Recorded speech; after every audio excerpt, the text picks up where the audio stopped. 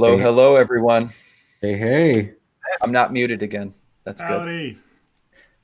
There he Uh, is. I know. I feel like an award needs to be given every time like we come out of the intro and the mute is correctly set as We unmuted. should create a phone tool for this. Phone tool. Just saying. That's great. Wow. So for those of you that aren't aware of Amazon's internal, uh, I don't know, tooling, just let's call it Things. wiki. There's a little award, I don't know, award system, badge system, something like that, where you can just basically get a little sticker almost next to your name in the directory, just for all these random awards. And phone tool, yeah, so a phone You tool remember, icon. uh, some of you might remember that, like forums back in the day, like signature banners were like the thing that you prided yourself on. You're like, I did that. And it was like this participation award sort of thing. And some people had like really cool ones. And like, if they knew Photoshop back in the 90s, it was like, whoa, how'd you get transparency on it? And like, I carried some like banners that I made for like years in my computers, like in backups. I'm like, I remember that banner. And I feel like Phone Tool is similar, where it's just like, yeah, it's like that participation, like the gamification of you did a thing. And I mean, it's not quite the same as like the honor system of the forums back in the day was like, you changed your banner or your Yeah. signature. That's so cool. I just realized we're not live on the AWS Twitch, so I'm going to add that in right now, and we're going to see if Oops. that actually works. I must have set up the wrong Twitch. So Well, so the good news is it looks like now we are. oh good. That worked. So It's so neat when things work. So oh, welcome Twitch. Glad to have you on board. Sorry we're late. We didn't realize that we weren't streaming yet. And we were just sitting around chit-chatting. You missed a whole great talk about internal Amazon tools. So not really. it'll Not be really. it'll be on the YouTube replay. Yes. All But right. enough of tools. Internal tool. So we had week 2 of reInvent, and it's been quite a week.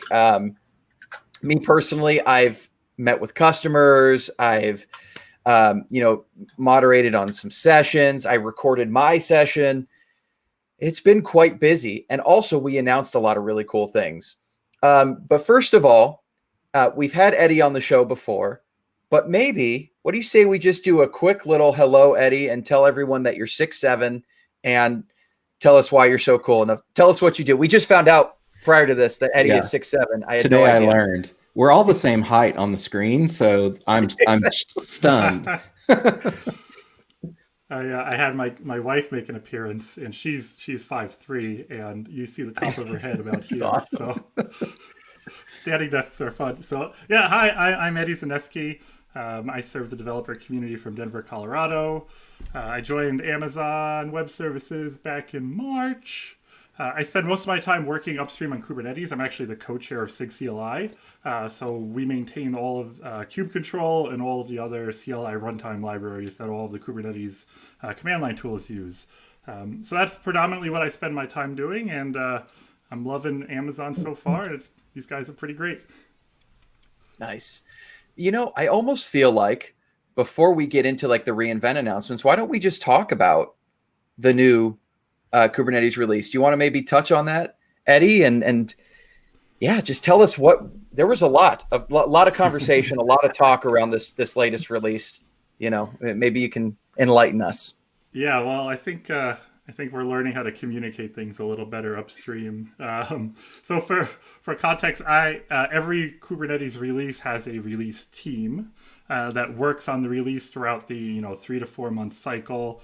There's many different roles, and I was actually a member of the release team under the CI signal team. So it was my team's job to make sure our build pipelines were healthy, track down any new introduced breaking bugs that would block building. There were quite a few over the cycle. So I had a great team of folks with a great mentor named Rob. He did some awesome work. And so, yeah, so I learned a lot being on the release team, and we cut the release officially on Tuesday. It was a awesome journey. I learned a ton. So 120 is out in your hands. A bunch of contributions from a lot of awesome people. What else can I share about that? The release team. So release team applications.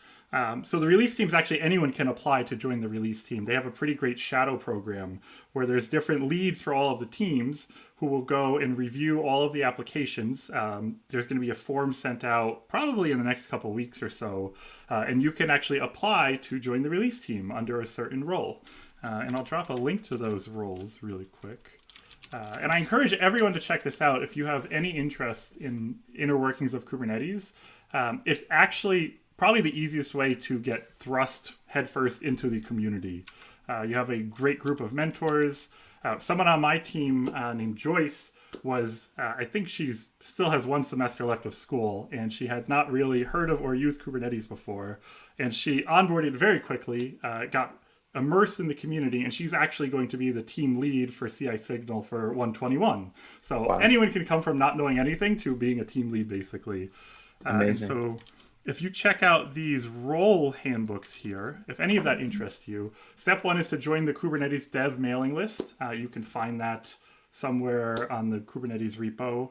And then an email will be sent out with a Google form to apply to be on the release team. So I highly encourage anyone to check it out. It was an awesome experience. Nice. That's very cool. So is there anything Justin, Eddie, is there anything you want to highlight in the release that maybe you want to talk about? Container D, anything? I'm sure Justin wants to talk about Container D, so I'll go first. One of the, like I said, I work in kube control. One of our pretty awesome features was kube control debug has now moved out of an alpha command to a beta command. So if you haven't heard of or used kube control debug before, it basically leverages ephemeral pods, which do require an API server flag right now to enable. But you can basically spin up ephemeral pods, and you drop into this ephemeral pod, and it automatically handles all the basically like exec. But it orchestrates everything. So you can basically exec with a brand new container as a sidecar. So you could do this with BusyBox or Bash if you want to jump onto a running container. So a lot of great work was done by @Verb on GitHub on this one. Big shout out to them for pushing that over the finish line. So kube control debug is definitely something worth checking out. And why would you want to do that? Some problems are hard to replicate from your development environment to your Kubernetes deployment environment. There's certain things that might creep up, like, are your environment variables set right? Like a lot of these things you can expose different ways through your application, but myself, as I always consider myself a hacker more than anything, and I'm always ready to drop down to the command line. So I'm sure a lot of folks want to just jump in, look at the, tail the log file that's in there. It's basically you can spin up any container alongside your running application, which is the really cool part. Yeah. So your running application can stay small, lean, packaged tightly. And then when you need all of those additional tools, you can bring them in as a new container without having to reconfigure the pod and add it, as a sidecar, et cetera, et cetera. So yeah, and there's multiple use cases for that as well. Like originally, we packed these containers that were fat. They had the debug tools in them, and so we could just drop in there, and they always had a shell and everything, like Netcat or whatever we needed inside there. It's like, maybe we shouldn't package all that inside the production binary. So this allows you to bring something else, but then also just like standard debug tools where it's like, hey, I can't get in the environment. Like kube control does a lot of stuff to make it. You can expose a lot of details without needing a shell. But at some point, like Eddie said, you need environment variables, or you need the exact networking that the container has to replicate something. So you're like, hey, can I hit this, the DNS endpoint for service discovery or whatever it is? And you have to be inside that environment. So you could deploy another pod and get to it that way. But being with your application, either to, TCP dump or do something with the actual processes inside the container is super handy. Yeah, and it's super powerful, but unfortunately right now it's still locked behind that feature flag for ephemeral pods. So hopefully that graduates next. Eddie, And do you know if there's a notion with debug to automatically taint the pod when if I open a shell to it with an ephemeral pod, can I have that auto taint when I disconnect? that's a great question. I don't actually know that one. That's brilliant. We had something similar to that for nodes. If someone SSH to a node, we would automatically taint it and say, hey, once your session's done, we're just going to drain this and throw it away, and then it'll replicate somewhere else. But I would love that at the pod level as well, and just say like, hey, once as I'm debugging it, we're good, but I don't know if you change something that's going to cause another problem. If you change a config file or drop something. Right. So I would love it to have like an auto, just destroy this pod after I'm done. Yeah. That's a good question. I can definitely find that out. The other cool part about the whole debug journey is debug actually started as a kube control plugin, which I think Justin actually demoed at some point in the past, Containers on the Couch. Yeah. And so right now inside of SIG CLI, SIGs are the special interest groups for basically owning different parts of the Kubernetes code base. So that the command line interface CLI SIG is... we're trying to figure out that graduation path still to go from a plugin to how do we decide what gets upstreamed in kube control. Another example of this is one thing that we're working on right now is kube control blame. It actually leverages your favorite managed fields metadata that you might have seen show up in your cluster. And it leverages that to actually tell you what controller or user actually modified the individual properties in your manifest. So really That's powerful. Awesome. So when can I expect kube control fabulous to be upstream? Upstream, that's a great question. We have to figure out that criteria for sure. Awesome. So, and to Adam's point about containerd stuff, Kubernetes 120 is starting the deprecation process for getting to not have Docker as a default runtime. There's been a lot of news that's come out since the splash kind of happened of, hey, this is going to happen. One is Mirantis is taking on ownership of the Docker shim that allows you to run Docker with Kubernetes. So after Kubernetes upstream project deprecates that out of the code base, you'll be able to still run Docker with the Mirantis shim. They've said they're going to keep full compatibility with what the Docker shim does now. So if you're running Docker on your host and you want to continue running Docker for whatever reason, you'll be able to. Kubernetes upstream is moving to the container runtime interface, the CRI, which has a lot of different runtimes. Containerd is one of them. I'm trying to remember some, like Cryo is the other. There was a bunch of them for a while that like it kind of exploded for a little. Like Rocket got deprecated, but there's still other ones that are really fascinating just to kind of see what different runtimes can do, the capabilities. Most of them are focused on the standard what you would expect Kubernetes to provide with run my container, and so that's going to be the path forward. And that's not deprecated in 120. It's a log line right now if you're using Docker that says, hey, this is going to go away at some point, or you're gonna have to do something else to make this continue to work the same way. And so I think the plan right now is like 124, which would be around this time next year or somewhere thereabouts, to actually pull out the code. So you might have to add a Docker shim plugin of some sort. And for myself, the main thing that I know this would have broke me in the past, if it broke, if Docker wasn't there today, the main thing for me is Docker and Docker builds. If I have, a Jenkins cluster with a bunch of instances and I use Docker and Docker to build my containers, that wouldn't work because the Docker socket's not there. That's not to say you can't use containerd for your Kubernetes pods and still have Docker installed for Docker and Docker for building things. Like there are possibilities of doing this sort of stuff. Docker just wouldn't be in charge of your Kubernetes pods. So there's definitely things that you can do. There's been a lot of blog posts that have come out. I'm working on a draft specifically for EKS and what our path is for EKS customers going forward. But we'll probably have that out sometime next year once we have a better roadmap around what the deprecation looks like, what options are available, and then figure out what customers are doing with it. And as a side note, if you are an EKS customer today and you're deploying any of your EKS pods onto Fargate, then you're already using containerd. So you don't have to. This isn't a big thing to worry about. This is super small, and like Justin points out, there are just going to be some specific use cases where you might have to adapt, but for the most part, it should be a completely invisible change to you. We're also working on a blog post for if you need to build containers and you want to build it on your Kubernetes cluster, you don't have to use Docker. There's other tools that allow you to build containers that don't require the daemon. So Image and Builda, and there's a few different other ones from different open source projects. So yeah. And Satya asks, do you know what code build uses? Docker, but not Kubernetes. So I don't know that I would. That's a different team. We can certainly ask, but I wouldn't expect. It's not like Docker is going to go away. It's just that it was deprecated for Kubernetes from the Kubernetes code base, and it'll get removed in another 4 or so versions. So that's really the newsworthy statement. Docker's still going to be around otherwise. And actually, and the broader. Go ahead, Eddie. Go ahead, Justin. I was just going to put up the blog post from the Kubernetes blog with the FAQ. I'll put that in chat real fast.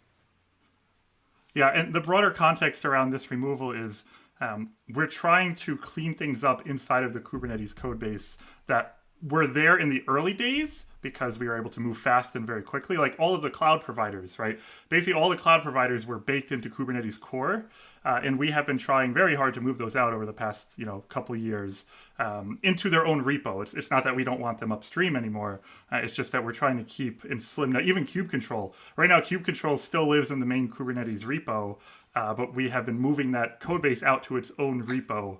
And that's just to keep things slim and narrow permissions down and that kind of stuff. Awesome. Nice. So anything else on the Kubernetes release, or should we start talking about some reinvent announcements? What do you think? I think we're going to talk about reinvent. So first of all, and look, there's a lot of stuff to talk about. So there's a good chance we're not going to address every single announcement, right? But I think, maybe the first announcement I'll bring up and then we can chat about, and I even have a little demo, is around cross-region replication for your images stored in ECR. Now, this may seem like a kind of a minor feature release, but this is a big deal. A lot of customers were asking for this feature, and I think a lot of customers were pleased this week when we announced it. So I do have a demo that I'd like to show off. And what I'm going to do in the demo is I will actually show off the, because we also announced container image support for Lambda functions.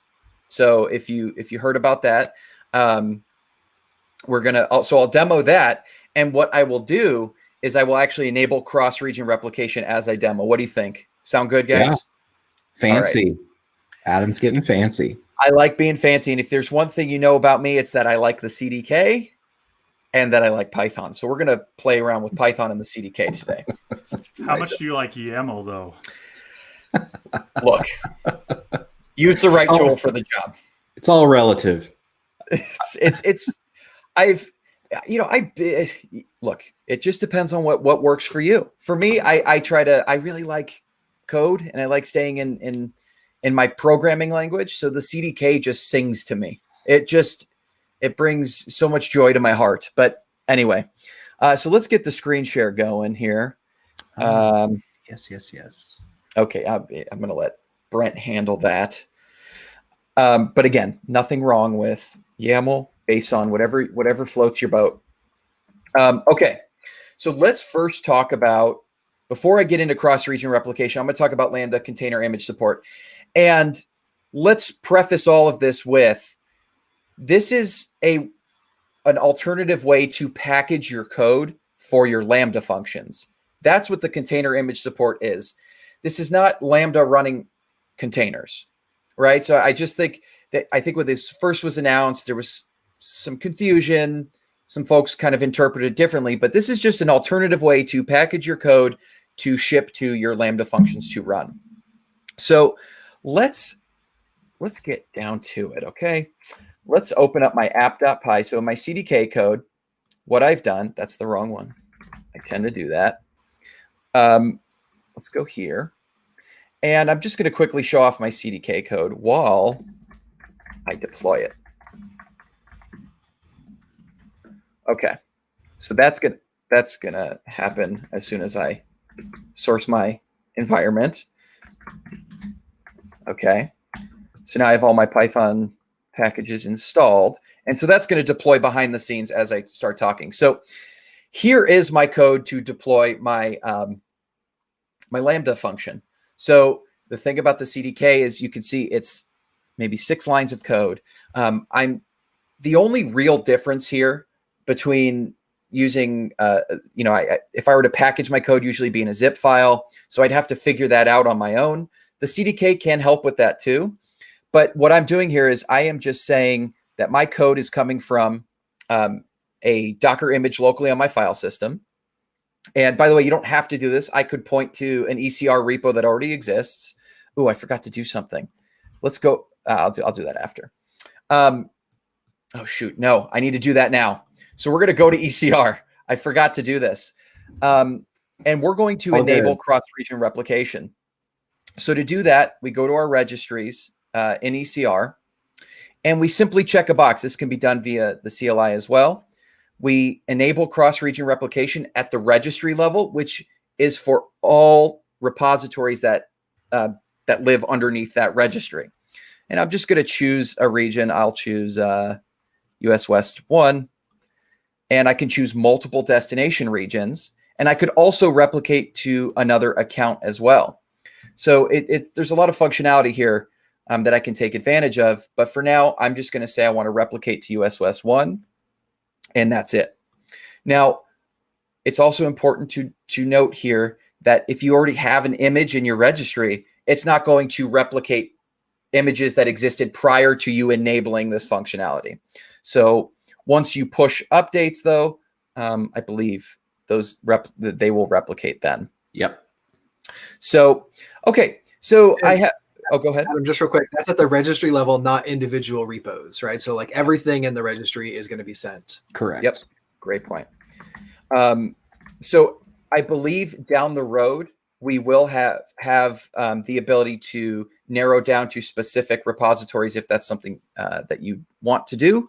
But at this time, it's a blanket replication for all repositories under that registry. And let's take a quick look at my Docker file. So here's my Docker file, and breaking it down, I am pulling from there's, by the way, documentation on how to create an image. So I'm going to post that in the chat here. There's 2 ways I can do this. I can create from a Lambda pre-baked image that has the code base installed, all of the Lambda tooling, the runtime interface client API, and all of these tools built in. Or I could build a custom image and install those binaries in my image as well. So for the sake of this demo, I'm just going to use the upstream Lambda image, which I'm using Python, which is hosted in our public gallery. So this is ECR public where we host it. And you can see it's pretty straightforward. All I do is I copy my code into the container image. So I have a file called demo.py. And if we want to take a quick look, you can see I'm importing this cool little module called Wikipedia. And what we're going to do is we're going to actually, this Lambda function, I'm going to send it just some data, which will be, what do I want to get a summary of in Wikipedia? And it will search Wikipedia and then return the summary of that wiki from the Lambda function. Also, the really nice thing now is if I want to test this, I don't have to even think about virtual environments. I don't have to think about, in all the packages I've installed on my local workstation. I just have my Docker image, so I can test it locally. And so if I were to do that right now, let's just build this image really quick to show what that looks like. So I have my Docker file. So I'm just going to run a build. Again, I'm running from the upstream pre-baked Lambda image, which has the runtime and, of course, my programming language as well embedded. So I built the image. We're going to run it. And now to interact with the Lambda function, it's just going to be a simple curl to localhost where I'm running that. And so if we look at this example, there is, because the runtime API exists in the image already, it's pre-baked. all I'm going to do is curl localhost on the port that my container is running on, and I'm going to pass it a payload. I'm just going to say I want wiki, and I want to get the wiki summary on Amazon Web Services. And naturally, it's not found. So let's see what I did wrong here. What did it? Curl x localhost, huh? This is the benefit of doing it live. Let's see here. Am I in the? Oh, wait a minute. Let's take a look at my Docker file and see here. So I have demo.handler. Let's make sure. Yeah, demo.handler. So that should be good. I don't know what changed. I swear I just tested this. Famous last words. I feel your pain. I'm going through the same thing right now in my terminal, and I mean, not your demo, my own. And I'm like, hope this works. Fingers crossed. Really strange. So I have my handler here, which has my event and context. I've built my Docker file. I think it's something with localhost, actually. I may have this running already. So I'll fix that local testing. But basically, the CDK deployed my Docker. It built my Docker file for me. It pushed it to, it deployed it with my Lambda function. And my Lambda function, I'm clearly saying my handler is going to be from my Docker image, as well as the runtime is going to be from the Docker image. So a little different than when you explicitly set your runtime as Python or Node. And same with the handler. We're just relying on the Docker image to define where that handler is. Now I can override those things if I wanted to, but I tend to prefer to rely on Docker and my image as the source of truth for my entry point in CMD and so on. So let's go to the console and let's go to Lambda here. I'm going to test it. Actually, no, I'm going to test it from here. Let's run. Let's see if I still have it. AWS Lambda. Yes. Invoke the function. So I'm going to run an invocation on that function. And what should happen is it's going to run, and then it's going to give me a response. So let's see what the output looks like. Lambda out. And there it is. So I ran that Lambda function, which is running from my container image. I passed in my payload, which was the wiki is this particular value. And here you go. Is there anyone that wants to see any other wiki besides AWS? Let me know. I don't know. Do you have one for your name, Adam Keller? Let's see. I doubt it. I know Justin has an IMDb. So I know. Cool. It's fancy. Check out Justin Plus, everyone. I didn't know this. So, okay. So let's see what comes up for Adam Keller. This is wrong. I was not born in 1955, and I was not born in Tel Aviv. But interesting. Talk about doing it live in a completely different context. So Adam, you have the image in both registries now, or in two regions. How do you update your CDK to deploy the function in both? Ooh, I like that. Well, so is it possible to do from one, or do you have to switch context? I mean, I guess you could set what region you're deploying to, right? Yes. So region would work, but what this would do is just essentially build another image with the way my code is. It would build another image and push it to ECR. But Lambda does not support right now cross region images for your Lambda functions. So a great workaround here is you build your image in one region, and if you want it in multiple regions and you want to run this Lambda function in multiple regions, you simply enable cross-region replication to go to those particular regions. And then all I would do in my Lambda function here is I would just say from ECR, I don't know the exact module I call, but it would basically be from an existing ECR image, and then I would just point to that image in that region. There's another, there's another function that I think this helps enable, and that is, I think someone even maybe brought it up about replicating, for production purposes. But you can also do, you may have said this, but you can also do cross-account replication. So just as easy, check, toggle the slider and enter the different account, and you're able to then replicate into a new account, or a backup account or something like that. But that's where you might be able to even get a little bit fancy about the direction of replication. So if you think about it, dev teams, they're developing their own code, but they often want to run it against the production version of all the rest of the stack. So you could actually have a build that gets triggered on every team's code push. When it gets promoted into production, it can get built in the production account and then replicated back from production into the dev account, so that every time a developer is sitting there wanting to pull down all the containers for all the ancillary services that they have to code against, then they'll have the latest production versions of everything available to them right there in their own account.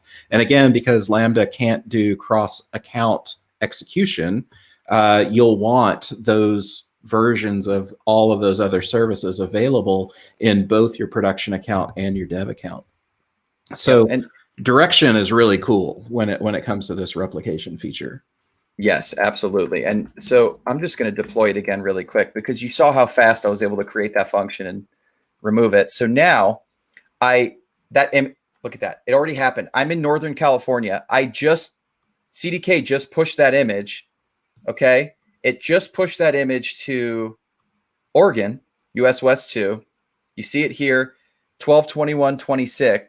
No, I guess because it's new, I deleted it, but we have the same image cached.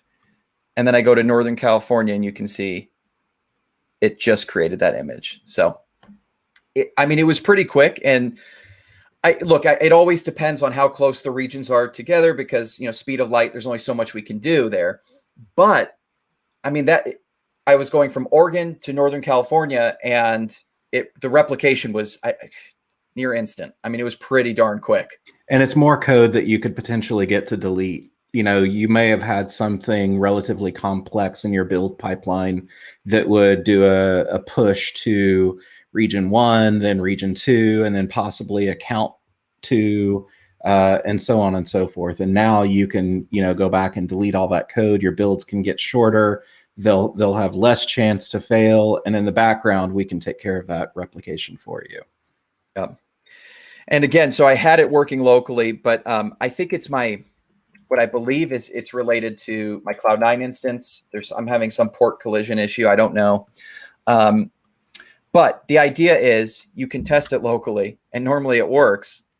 And yeah, so you can. And also, just pointing out, the public ECR.AWS, the gallery, uses this cross-region replication by default. So when you are deploying an image into ECR, the public ECR registry, we're automatically replicating that to regions for you on your behalf. You don't have any settings for the public side of it, because we just do that, and then we host it with CloudFront to make sure those polls are fast in whatever location you're at. And it's also amazing that for ECR public, for doing that, it's included in free tier. Think about that. We're not just giving you 50 gigs in free tier of storage. We're giving you 50 gigs of geo-replicated storage. So that's, I don't know. I love that. It's super generous. And the edge cache. Yeah, no doubt. It's a big deal. And so again, just to, my last piece on the Lambda functionality is generally, so again, working in Python, I would always have to pip install my modules locally. I'd have to then bundle them, and I'd have that zip, and I'd have to, make sure what level of compression and all that. I'd have to think about those things. Now with my container image, my modules, all my dependencies are all packaged in one place in one Docker image, and that's it. So I just think it's really cool functionality. The fact that I have the ability to test it locally is really cool when it works. And again, this is a me thing. I don't know exactly what happened at the moment. Oh, wait. See, maybe this handler. So let's look at the Docker file just to see demo. Yeah. So in your command, you'll start with the application and for Python, and then your your handler. So your handler method. So my handler method in my code is handler. So it seems really strange. Try one more thing. One of the other things that I was really excited about with the container support is you can now bundle any dependency, right? So like you don't have to worry about those random C packages and libraries and figuring out how to get them. And you could replicate pretty much everything you want in that container, and it'll go. So I think that'll solve hopefully a lot of dependency issues for folks. Yeah, and Lambda layers added support for that a little while ago, but it was the tooling wasn't quite there for people, especially if you're used to containers. How do I get a layer there? You're zipping up more pieces to kind of put there and then layer on your stack, which containers do for you as far as with the OS layers. Yeah, and the limitations also got bumped up with each of those iterations. You had, I don't remember, maybe someone else here remembers the exact limits, but it's small lambda, add-on layers, you got slightly more limits, then add-on or start packaging using containers, and all of a sudden the limits are really, really large. But you still get the benefit, like Justin was talking about, of the layers, because those can be like, uncompressed and unspooled on the disk. You might already have the giant portion of that already largely uncompressed, and you're only having to uncompress the changes at that point. That's one of the coolest parts of the way Docker works. So yeah, Docker packaging is pretty great. Yeah. And for troubleshooting, for local testing, I can exec into the container, I can see what's happening and try to resolve it in real time. So I think while we go on to the next demos, I'm going to try to figure out what I did wrong here, and I'm going to come back to it and I'll explain what I did. But nice. I guess I can go next, because I just wanted to talk about, we brought up ECR public already. So let me switch over to my screen. Nice. And let's just go to console, and we're just going to talk about ECR public. I kind of wish it had a better name, but it at least explains what it does. But you have this private and public view now, and when you create a repository, you can pick, is it going to be private or is it going to be public? And you have a registry alias. So I'm going to, delete me. I'm going to create a delete me registry. You can upload a logo file, and then you can describe with a short description, I plan to delete this. You can just, give a description for your registry, what operating systems you're going to support, and so on and so forth. This stuff is optional. We're going to go ahead and hit create. And now I have created a repository.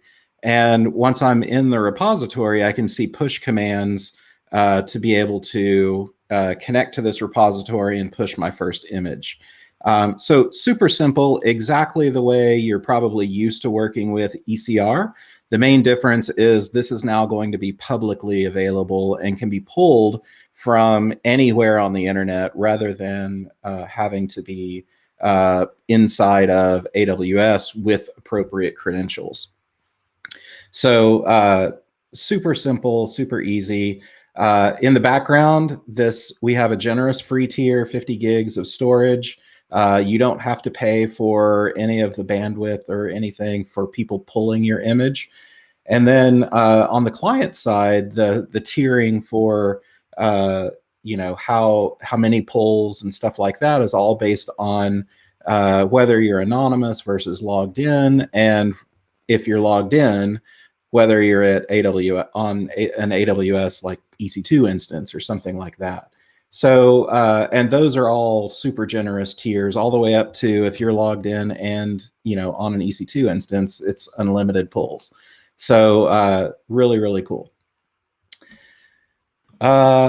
So that's, I guess we could talk about the alias also. That was another kind of cool thing, because, if I'm going to share this, this image out, delete me, it has an alias that you can see.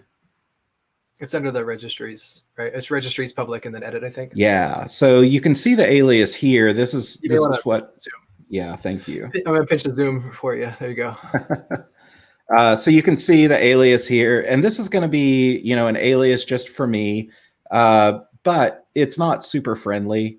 So I can go and edit this registry. I keep going to the private one. I can go and edit this, and then I can request an additional alias. You got to go back out to the registry, not the repo.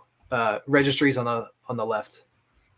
I thought that's where I was. Oh, I'm at repository. You're right.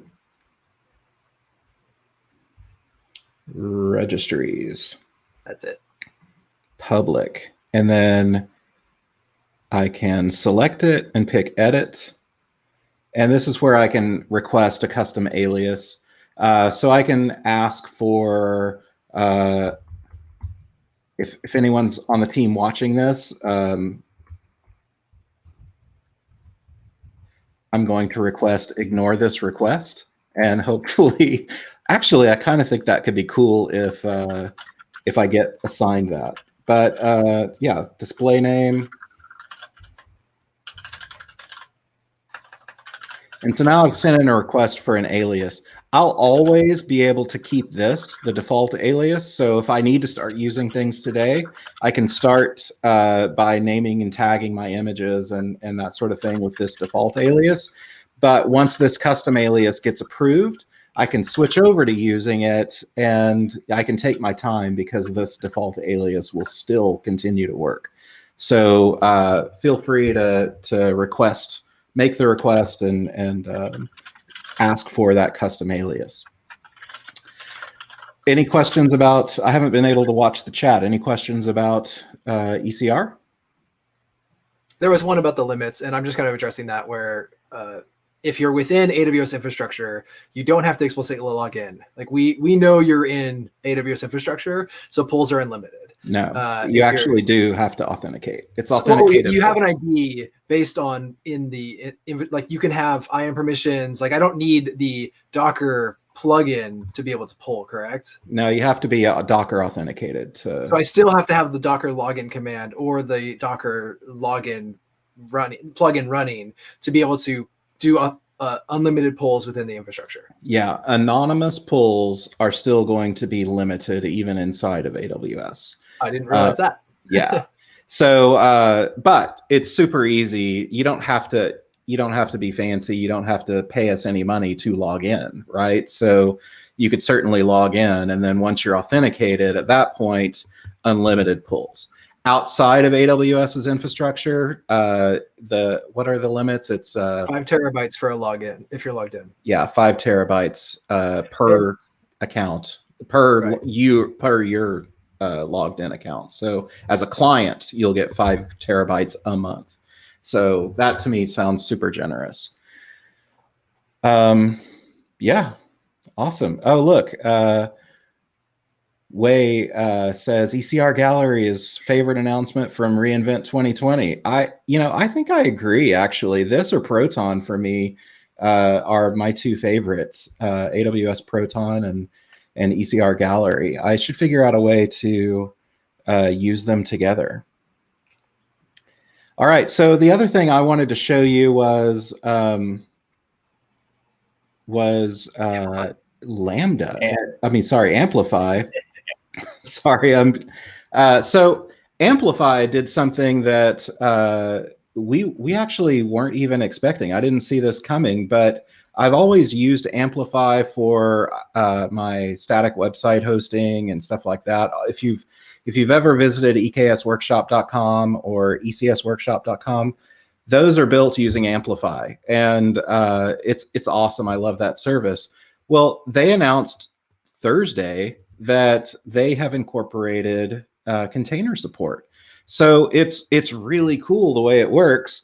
And instead of waiting for the demo to come up, I just wanted to really quickly kind of walk through how it works and show you. So there's a blog post, by the way. Let me find that real quick. It's called zero effort container deployments for GraphQL and REST APIs and web hosting with Amplify. I'll paste this into the chat. But I walked through this blog. I just wanted to see, you know, what's it like. So if you want to replicate what I've done, you can certainly follow along in this blog. But basically, you build an Amplify application, and the front end is, you know, assumed to be a static application.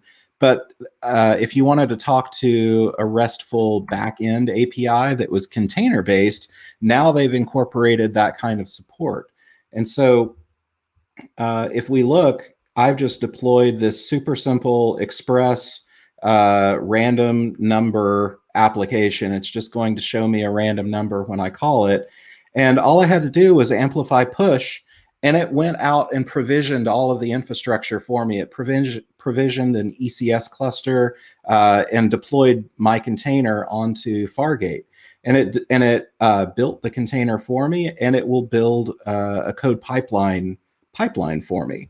So I can actually see that if I curl, it tells me the endpoint, and when I curl the endpoint, I get back my random number.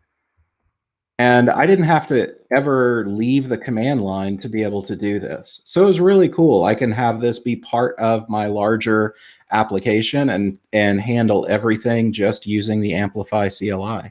So it was really neat. I liked it a lot. So I hope to see this continue to evolve. There's also a second part to the blog where you might have multiple containers and you work with them locally using Docker Compose.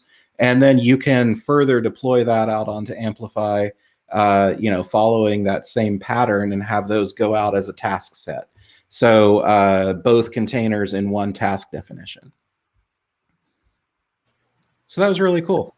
Yeah, I love the Docker Compose support. I thought that was really interesting because when I think of like, hey, I have a backend service, I don't necessarily think of composing that into multiple pieces, but it totally makes sense that obviously you can have your actual API and your business logic, even on a back end that is one piece to the front end, could be, you know, composed in multiple pieces. And I did try last night to run the Kubernetes API, and it didn't work for me. So I'm just saying, like, you may just want to stick to EKS if you're trying to run some other containers that are a little more complex. The Kubernetes API has a lot of moving pieces in it, and I'm sure it's possible. And I'm starting to see a pattern here, Justin. It's whatever you want to test a new container feature, whatever the orchestrator is, you run the Kubernetes API. And I have a problem. It's a success. Yes. Yeah, find the hardest use case you can think of and start there. Nope. Oh, I love it, though. That's awesome. But I think, look, Amplify is such a great framework, and there's so much to it. And now that you have containers integration, look, I really think there's a lot of successful environments. It's not just one tool versus the other. It's not, I use this service only exclusively. And I've seen a lot of successful environments. They're running Lambda and they're running, you know, Fargate, or they're running containers as well. So I think there's a lot of love for both. And I love that Amplify is embracing that. Yeah. And that's kind of like what, based on the avatar, I'm going to go with ref in peace.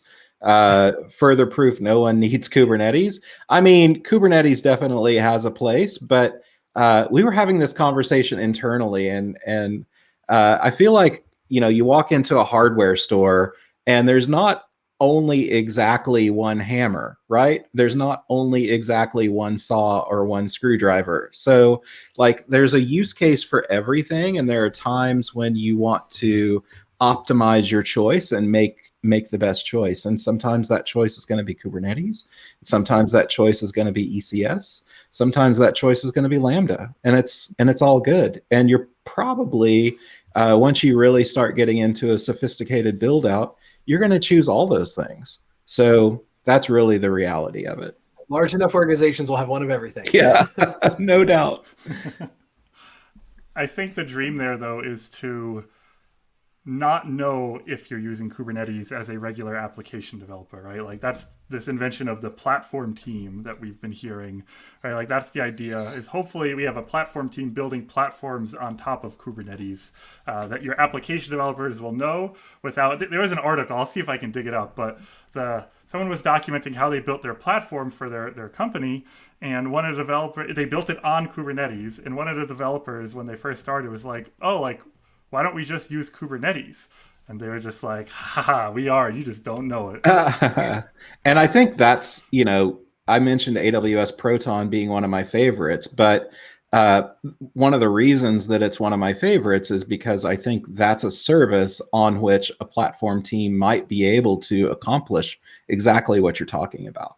And, it can all be not hidden away, but abstracted away from the developer. And they don't have to realize that they are building and deploying to Kubernetes. And they don't have to worry about how to manage it. And that can be left up to the experts that are on the platform team. And today, it's in AWS Protons in preview. So we're definitely soliciting feedback from as many people that can try it out as possible. So, check that out. We've talked about it on the show before. So go back to our December 1st show and you can watch us talking about and demoing AWS Proton. YouTube.com/containers from the couch. Subscribe, smash that subscribe button. Yes. Or containersfromthecouch.com. Yeah. Which is built on Amplify, as Justin pointed out. All right, what's next? Let's just, I'm going to go down the list here. So I want to jump ahead because I think there's a couple features we announced that I think were really big. Oh, wait, before you go, we're 8 minutes to the hour. So are we losing Twitch today? We don't have to lose Twitch today. I got permission from Twitch to continue into the next hour. So it's all good. If this show goes long, everyone can stay where they're at. We don't need to migrate. And right. But you should still subscribe and watch on youtube.com/containers from the couch, and hit the bell. The one thing that we don't really have control over on Twitch is alerts. So if you want to know when we go live, which is generally the same time, each day that we're live, subscribe to notifications on YouTube, and you'll get that notification. You can watch, and you can still chat with us on YouTube just like you are here. Well, and this show is not part of our normal schedule, right? I mean, Fridays we don't typically have a stream, so this is a good case of like, hey, you probably wouldn't have known we're going live today. Exactly. Bingo. And by the way, I've been troubleshooting. I don't know what I did or what changed in my environment, but I swear, 5 minutes before this started, it was running locally. Everything was good. You know what did happen though? I expanded the disk space and I had to reboot my Cloud9 instance, and that's where everything went wrong. I wonder if there's an environment variable you were depending on or something. I'm telling you, it's really simple, and it's not even like that. Like, you don't even have to think about those things, but apparently. Is Lambda getting debug sidecars? Ooh. I mean, the Lambda works. It's the local host that doesn't, so I don't know. Right. I need a Cloud9 sidecar here to fix it.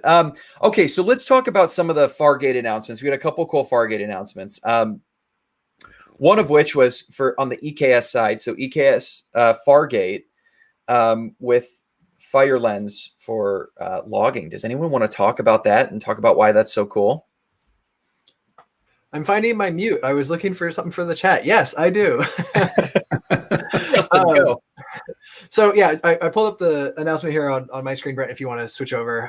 Yes. We've had FireLens supports. If you're running EKS on top of Fargate, or if you're running EKS in general, we have FireLens is essentially a logging service that we provide that allows you to use FluentBit under the covers to ship logs places.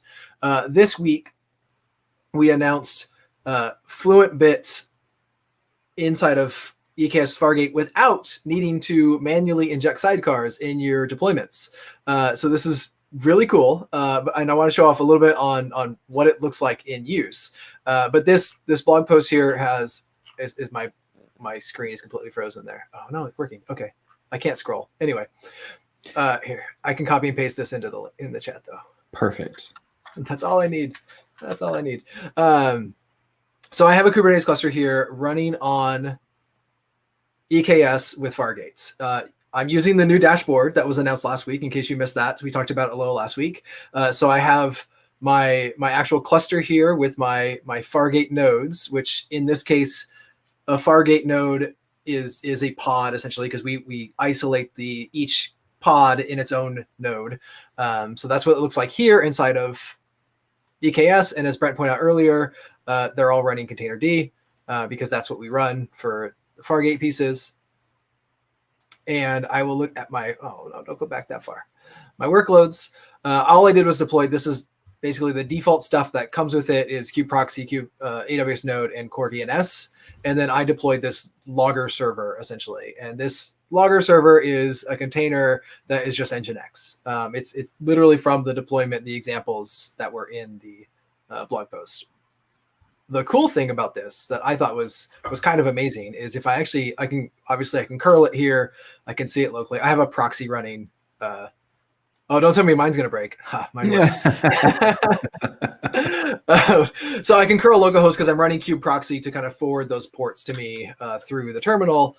But the really cool thing here is what I do is inside of Kubernetes, I make this namespace called AWS Observability.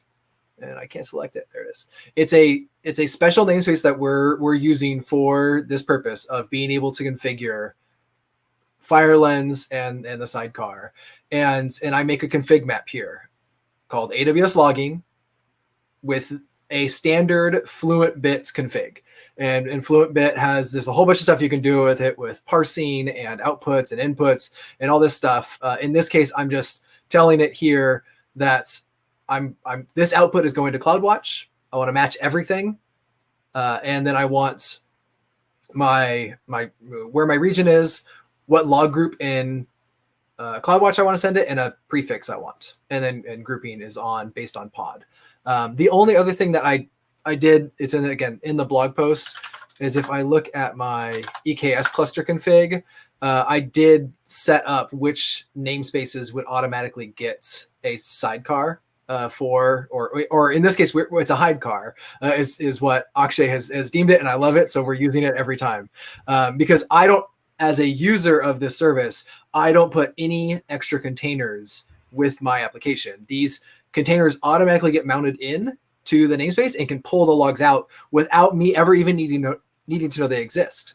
So if I look at get pods in my demo namespace, oh, wait, need to be in the right account. Am I at the right region? Yes. Nope. Get. What? Oh, I switched it again. Oh, that's why. My function here, if I clear it, there we go. So you'll see I have these 5 logger services. It's one of one containers.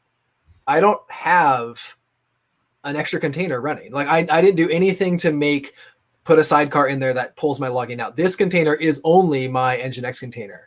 And if I look at, let me look at one of them.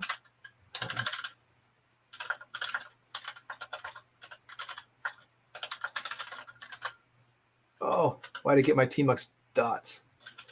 No, there you go. So I can see in the spec for this, my container is just Nginx. I don't have another container here. I don't have the logging. Nothing is happening there. But if I say, let's describe it.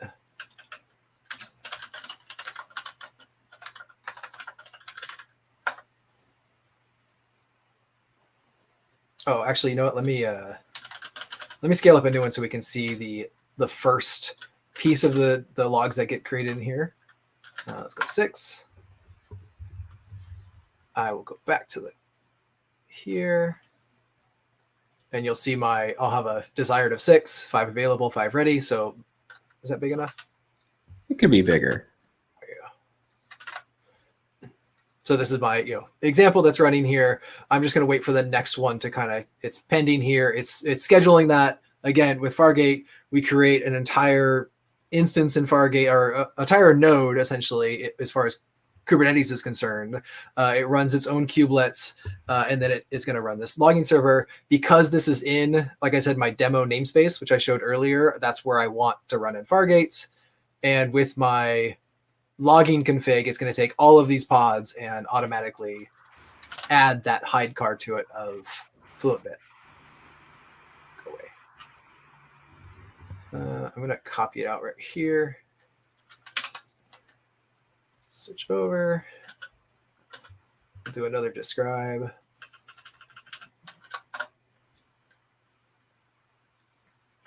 So this is the cool part right here. Successfully enabled logging for a pod.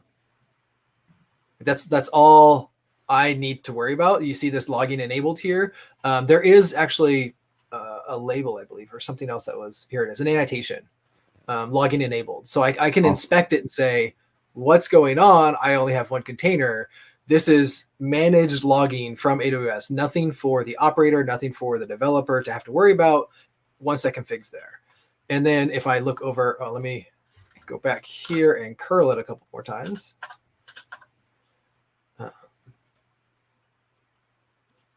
I have my cluster logs because I enabled logging. So all of my cluster logs for the API server, everything else is already coming here.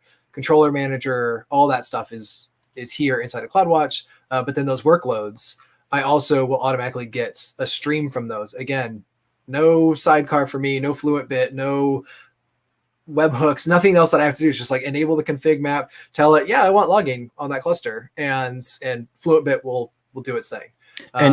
And you picked to log to CloudWatch logs, but the beauty of using FluentBit is that you can pick other destinations, right? Yes. Right now, inside of this managed FluentBit, inside of the FireLens, there is only a few destinations that are available. CloudWatch, Elasticsearch, Kinesis Firehose, and Kinesis Streams are where you can send from inside the EKS cluster. So pretty much everything AWS manages for where you can send your logs. They are looking to expand that, and you can go to other destinations from these places. Like I could use Kinesis Firehose and then send it to Datadog. There are definitely options to be able to pull those logs out if you want to go to a third party. Right now, the native support is just these destinations, but like I said, they're looking to expand that next year. Totally. So yeah, if you want to go directly to Splunk or Datadog or S3 or something, we're looking to add those sorts of features coming forward so that your pods can go directly out to whatever logging provider you want. That in FluentBit supports so many. It's pretty awesome. Yeah. But I mean, look, in the interim, if S3 was a place you wanted to ship to, Kinesis Firehose has a plethora of ways to export that data. So there's a lot that you can take advantage of there. I did get my Lambda function working, by the way, and I just want to make it very clear, it was very much a me issue, and it was a copy paste issue. So whenever there's time, I want to go back and show. We believe you, but we'll let you prove yourself. I don't believe myself, so that's just why I don't break it between now and then. I can't make any promises. Don't touch it. Don't touch it. I'm just. Have you get committed at least? Nope. No, that's awesome. We're doing it live. So, but this is really cool, and I think what's nice about generally at Fargate, it was CloudWatch was kind of just my only jam, but now I can break out and log to multiple places outside of just CloudWatch if needed. Yeah. So and FluentBit's super powerful with the filters, like I said. So I mean, you could send one namespace to CloudWatch and another namespace to Firehose, and it's pretty amazing, like how easy that all becomes once you don't need to manage any of that extra infrastructure. And also the I think the blog post at the bottom points out it's supported in all of the current EKS versions. So if you're running 1.15, 16, 17, or 18 for us, as long as you're on those newer versions, you're ready to go. You can add this config, add that namespace, and you will have to redeploy pods if you're running on Fargate. So it won't automatically, like a running pod won't inject itself. So if you do change the config map as well, if I go in and change the config map, I have to restart pods to get them to pick up the new config map. So just be aware of a couple things of like, it's not completely magic of like everything is just changed. This is still technology. And the way FluentBit works is you would have to redeploy it as well. So it works very similar. We're just managing a lot of those services for you. That makes sense. Yeah. The second son asks, I'm interested to know what kind of dog fooding AWS does with EKS. That's a really good topic and not one that I had thought about. But I think we're gonna have to go back. We're gonna be like taking a break around the holidays coming up. So I think during that time, we're gonna do a little bit of research internally and see what we can find out for you, because that could be a really cool thing. So we have an EKS customers. I just put it in chat. There's a bunch of them on there. Amazon.com runs on EKS. Yep. Well, I mean, but I think he's asking more about like, AWS services that run on EKS, dog fooding wise. Yeah. So I think that could be a really interesting little study to research and find out. And rest assured, actually, we don't feed EKS to dogs. No. Our EKS distro, all of those images and binaries, everything that's built and shipped with that is actually running on top of a CI/CD system called Prow that we use in the Kubernetes community. And EKS distro is running their own version of Prow on top of EKS to build EKS. So it's a massive Yo-Dog type of recursion there. That's awesome. I'll dig up a link. That's cool. But look, I'll tell you this. From what we have publicly available, referenced, you could see like ECS, for example. I believe it's SageMaker runs on ECS. We have services within Amazon.com that run on EKS. So, I mean, dog fooding is definitely a thing we do here. Oh yeah. So yeah, that's a good point. We'll go back and see what we can rustle up. So I mistyped the URL that you typed in, Justin, and I got our 404 page, which is ironically funny because it's a dog. And we're talking about dog fooding. So yeah, that's pretty great. Nice. Let's really quick, I want to go back to my screen here, and I just want to show you folks my horrible mistakes. This is why. Oh, yeah, thanks, Brent. This is why I need DevOps guru in my life, because I just clearly make a lot of mistakes, which was something else we announced at reInvent, which is really cool, and I want to play with. DevOps guru, which checks your environments and notifies you of any I guess best practices and things that you should maybe look into fixing and so on. But let's actually run that command. So what I was curling locally was I was curling the wrong URL, and Eddie had actually said privately, "Hey, Adam, you're doing this wrong." So let me. So if you look here, I'm going to start just really quick. Docker run. So remember, I built that really awesome image called Adam is Cool. Here it is. It's running now. So when I run this curl command, it's just important that you have the URL correct. So it's localhost, the full date, and this is just the endpoint. So I pass the data in, and it says, hello. Look, you didn't tell me to look anything up. This is my error handling. So you can see here. But if I were to do that again and pass in wiki, oh, I hate it when this happens. Let's do it like this. Reset. Wiki. And then what do we want to look up? I know you don't see it. Hang on, you will. Los Angeles. I'm going to look up Los Angeles because, I live there. So, Tell me more. Cool. Tell me more about it. So there you go. I curl it. And now this is locally running. I get the Wikipedia description of Los Angeles, and I'm running it locally. You can see your local host. So I've gone from local host, and then if I want to run AWS Lambda invoke that function on Amazon Web Services. So this is running in AWS, that same code, you can see, boom.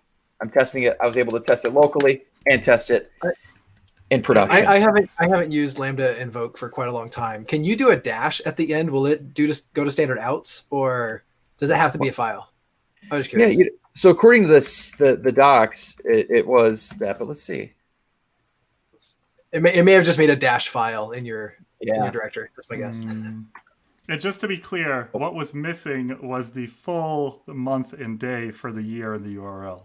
Yep. And so in my notes, I wrote them in Markdown, and clearly I pasted wrong or something happened.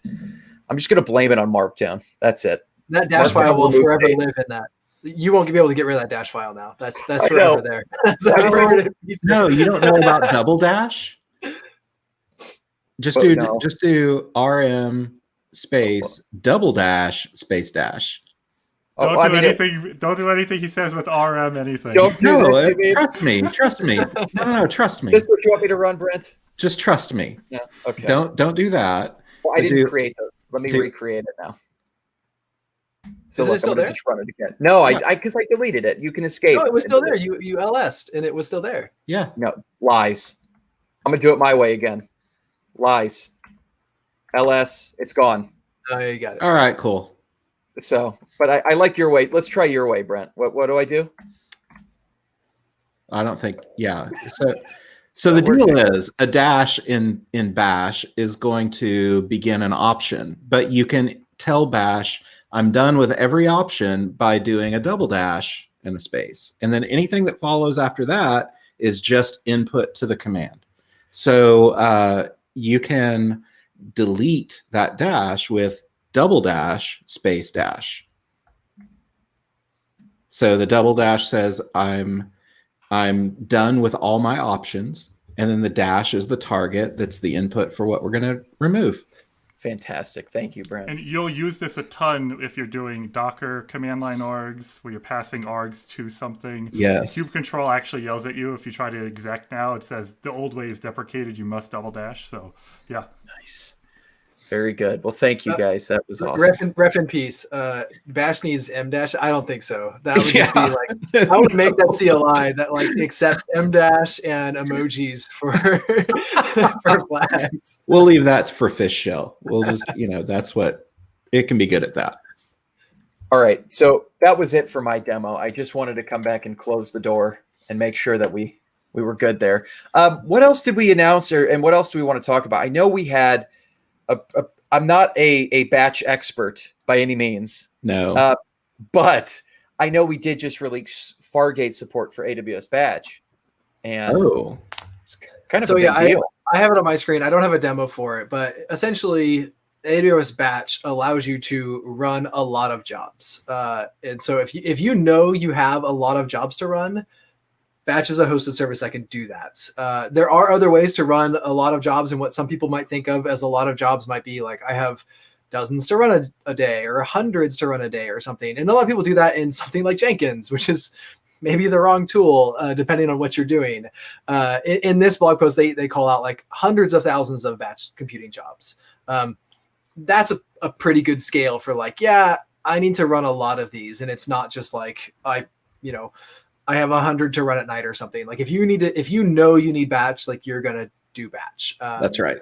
In some cases, these are custom schedulers. These are run a bunch of EC2 instances. Batch for our service again, it's a service that you can send a bunch of jobs to and do scheduling and how you want to do that. Historically, it's always been on top of EC2. So it was still bring all your EC2 instances, bring your auto scaling group, whatever the case may be. And then you manage those AMIs and environments and everything else to get those batch jobs to run. Now, batch supports Fargate. So once the job is done, essentially the environment for that job goes away. It also helps you more, like bin packing EC2 instances is a thing because we don't want to waste EC2, like we don't want to waste the compute. With Fargate, we can more right size the compute for the job. And so we say, hey, each job needs, a varying amount of CPUs. And instead of trying to cram them into EC2 instances, we can just say, well, let's just create the correct size Fargate instance for you and then run the job there and throw it away when it's done, essentially. So the two new models here are Fargate and Fargate Spots. Fargate Spot, of course, uses the spot market, which can be a lot cheaper. Yeah. You may have, depending on region and availability, like if you need to run 10,000 jobs, like you may not be able to get 10,000 spot instances of Fargate, but that really depends on kind of what you're doing and how large the jobs are. So, it seems like there's a trend going on here, and the trend seems to be that folks really like Fargate. They like serverless containers. Sorry, Brent. You thought I was going in a different direction. I thought I knew, and I don't disagree with you, but I'm going to have to say it. I know you're segueing now. No, I'm continuing your thought. Okay. Containers are the new compute primitive, right? Yeah. We're starting to see that. We're starting to see that, hey, we used to do this on EC2, and now we're just going to do it using a container. And I think this is just a continuation of that same pattern. And it's super awesome, right? Because you can do like all the things Adam was just talking about with Lambda, like being able to test locally, being able to just run something real quick on your laptop and then turn it into a container and have that get executed, 10,000 times over out, using AWS batch. How cool is that? Instead of having to go and like bake an AMI, wait for that to finish, make sure that it's patched, appropriately, make sure that, because at that point, you're probably not running that same AMI on your laptop. So you probably weren't able to fully test it, and know that the environment is the same. But that's the promise of a container. It worked here, it's going to work exactly the same there. So being able to move to containers for all of this type of work is just incredible. And that's, exactly in this, in the post that you can use a type of container. So you can just say, here's my image, please run this, 10,000 times. And some of the differences here of why wouldn't I use ECS or Kubernetes, those are general purpose container schedulers where they can have different types of jobs that are either long running or, some other reason you have a service, whatever it is that runs as a container. In batch, these all have some sort of finite time that they're running. So it's a batch job typically isn't, this is going to run for months. Like this is going to run for, hours or minutes or maybe days. But other than that, it's not going to be this like an always up service. So something to consider here, if you do have a lot of jobs that like, I need to run this, obviously for me, the first thing I think of is rendering. And so like when we would run, render, artwork, like we ran a lot of jobs because anytime someone wanted to render a scene, you would, split that up and each picture gets its own job essentially on the queue. And the renderer would just, work on that for however long it needed to until the image was done. And then it would go away with a, yes, I succeeded or no, I failed and give some, feedback back to whoever submitted the job. Yeah, that's a terrific example of a use case too. So, man, JustinPlus.com. That was Justin's KubeCon talk. The result of that, very cool. It's really a good point that, like, looking back from a compute perspective, 5-6 years ago, when I was using like VirtualBox and I was testing, I had downloaded these ISOs, the operating systems, and I'd launch it in VirtualBox, wait a few minutes for it to come up, run my tests. It was a lot slower. Whereas Docker, it's just so much easier with containers. I can test it fast, I can push it fast, and not only that, once it's in production, it can scale fast. So there's just a ton of benefits. I got to tell a story real quick. Yes. I mentor at a code school here in Denver called Turing School. It's a nonprofit, awesome school if you're looking to learn how to be a programmer. And so one of my mentees graduating got their first job a few months ago and was telling me about their first day. And we could all think back to, setting up our laptop at a new company.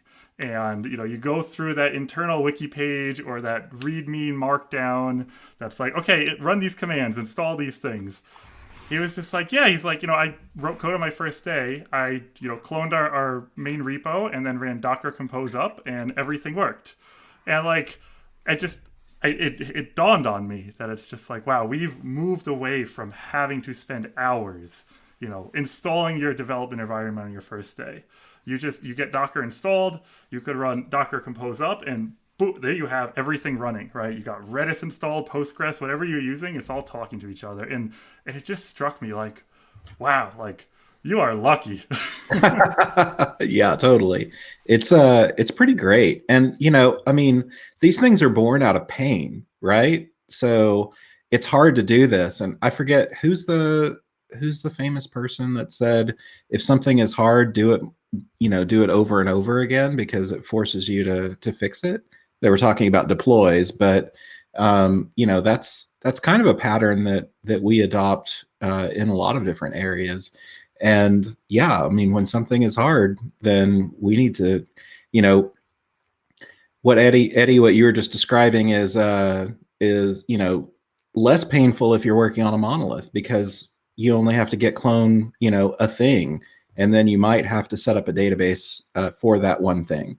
But switching to microservices, it gets immensely harder. So, we have to solve that problem. Instead of doing it over and over and over again and feeling that pain every time, we have to fix it.